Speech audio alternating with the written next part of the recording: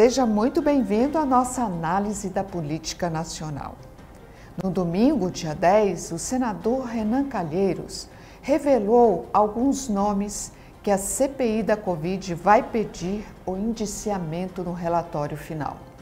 Entre os nomes estão o presidente da República, Jair Bolsonaro, o deputado federal Osmar Terra, o líder do governo Bolsonaro na Câmara, Ricardo Barros, além dos médicos Nise Yamaguchi e Paolo Zanotto, para poder falar melhor sobre as consequências e o que pode ocorrer daqui para frente após esse vazamento.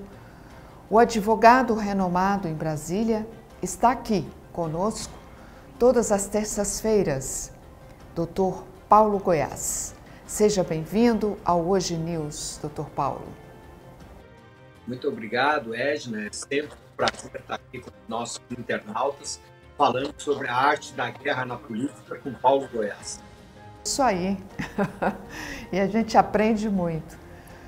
O senador Renan Calheiros, relator da CPI da Covid, no último domingo vazou para a imprensa 11 supostos crimes do presidente da República e outros pontos do seu relatório.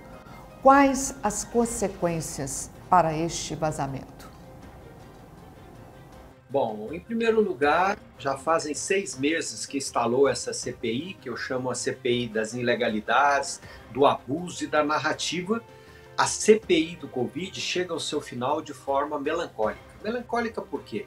O relator Renan Calheiros, em que pese fazer parte do grupo majoritário dentro da CPI, ou seja, o famoso G7, eles têm 13, dos 13 membros da CPI, 7 são da oposição ao presidente da República e atuaram durante todo o desenrolar da CPI juntos. O problema é que eles tinham um acordo prévio para fechar um relatório em conjunto. E parece que o senador Renan, de forma inesperada para eles, mas muito esperada por todos, quis aparecer mais do que os outros e liberou boa parte do relatório de 1000 páginas. Eu te confesso que eu nunca vi um relatório de 1000 páginas ser eficiente, no qual ele pede 11 indiciamentos do presidente da República, indiciamento de outras pessoas. E o vazamento causou alguns problemas. Primeira reação foi do senador Omar Aziz, que é o presidente da comissão, que entendeu que havia um acordo entre o G7 que o relatório seria discutido entre eles antes, que se chegaria a um acordo. E com isso ele chegou a ser duro nas críticas ao Renan, tem um vídeo circulando na internet. Ademais, há um problema lá, a imputação do crime de genocida para o presidente Jair Bolsonaro. Ora, nós sabemos que o senador, a família dele e outros governadores, e os governadores dos estados que estão envolvidos e denunciados pela Polícia Federal estão correndo risco em CPIs que estão sendo abertas nos estados. E com isso, o que vai acontecer? Se enquadrarem o presidente da República em genocida na CPI do Covid do Senado, também poderão enquadrar os governadores nas CPIs das Assembleias Legislativas e até nas câmaras municipais em relação aos prefeitos de capitais e grandes cidades. Então, não se chega a um consenso sobre o relatório e isso acabou causando um tumulto que levou o próprio senador Roberto Costa, do PT, a dizer que a CPI não é lugar para aparecer. Levou o próprio senador Randolfo Rodrigues, que é um entusiasta do Renan, a também fazer críticas. Isso gerou um mal-estar e essa é a situação que está na CPI. O relatório era para ter sido publicado ontem, não foi. Hoje haverá uma reunião na casa do senador Tasso Gereissati, no qual o G7 tentará chegar a um acordo sobre os traumas criados pelo senador Renan. E aí fica a minha pergunta, Edna. Como é que juízes, e eles são juízes nessa hora, vão se reunir para deliberar sobre o voto que vão dar na CPI? Ou seja, é um jogo de cartas marcadas, como foi essa CPI o tempo todo.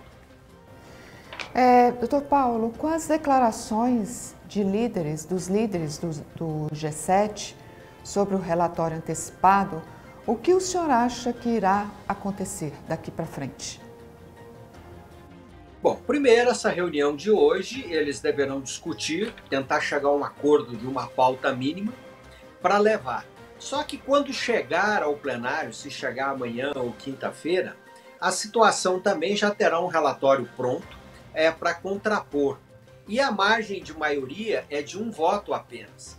Acreditamos nós que o relatório deverá sofrer sérias mudanças em relação ao que colocou ou que pretende o senador Renan Calheiros, sob pena de chegar no plenário e ser derrotado pela maioria. Então, as consequências serão estas. Há ainda a consequência mais grave no meu entendimento. Este relatório é nulo de pleno direito a partir do momento em que os membros da comissão vão se reunir, uma parte deles, para decidir como votar conjunto. Quando se atua como tribunal, não se antecipa o voto e não se discute o voto com os outros membros da corte. Pelo menos é assim que deve ser em qualquer tribunal. O senhor acredita que este relatório terá efeitos sobre o mandato do presidente Jair Bolsonaro? Não acredito, porque não houve nenhuma consistência. Esse foi um relatório que vai trazer um monte de informações. Na verdade, não se chegou a nada que envolva o presidente da República.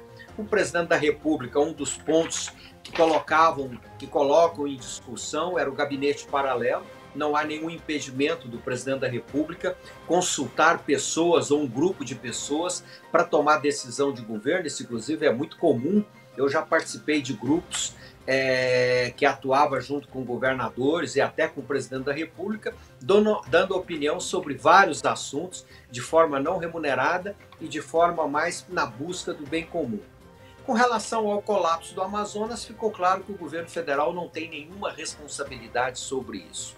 A negligência com vacinação, me parece que o Brasil é um dos países que mais vacinam no mundo. E tão logo a Anvisa liberou a vacina, o governo fez a compra da vacina. A eventual alegação de corrupção que fez o deputado Luiz Miranda e seu irmão não chegou a nenhuma consistência, até porque sequer houve a compra e não se pode falar em corrupção, existência de corrupção, quando não há a compra, não há a materialidade do ato. Houve apenas a tentativa de algum funcionário ou de alguém tentando obter vantagens, mas isso não chegou ao presidente da República, não chegou ao ministro e ficou na raia miúda e assim mesmo não há prova do fato concreto. Os hospitais do Rio de Janeiro, nós sabemos que o Rio de Janeiro, a saúde, a segurança pública está em colapso total. As alegações de ações negacionistas é um direito de todos entender que se quer tomar vacina ou não. O presidente da República deu os meios. Há fundados estudos científicos em relação à ivermectina, em relação a outros medicamentos que foram tão discutidos e que eu tenho certeza, se o presidente da República não tivesse dado uma de médico, provavelmente esses tratamentos precoces, eu não estou falando tratamento preventivo, tá? São figuras diferentes. Os tratamentos precoces teriam sido aplicados e que na prática foi aplicada pela maioria dos médicos e que tiveram bons resultados no salvamento de vidas. Com relação à Prevent Senior, é uma questão de uma empresa privada que tomou uma decisão junto com o seu corpo médico. O Conselho de Medicina recomenda que o médico tenha autonomia para a prolação de medicamentos e de forma de terapia. Se ele errar, ele responde perante o Conselho, responde perante a sociedade e até segunda denúncia. E, principalmente, houve fortes denúncias em relação aos desvios nos estados e nada foi feito pela CPI para apurar irregularidade nos estados. E alguns estados, como o do senador Renan Calheiros, o governo está enfrentando uma CPI que está chegando no colo do governador e de mais outras autoridades por causa da união que houve de alguns estados do Nordeste para fazer compra coletiva. Então, a CPI, para mim, ela vai ao Ministério Público o relatório. Como ele é um relatório inconsistente, ele poderá até se tornar alguma ação, algum inquérito penal ou ação civil pública, mas isso não terá consequência nenhuma em relação ao mandato do presidente pelas provas que foram apresentadas até agora. Até amanhã, doutor Paulo, porque o senador Renan Calheiros vai ler o relatório final da CPI, não é? E nós estaremos aqui no Hoje News, não é isso, doutor Paulo? Exatamente. Bem, muito obrigada pela sua participação e até amanhã.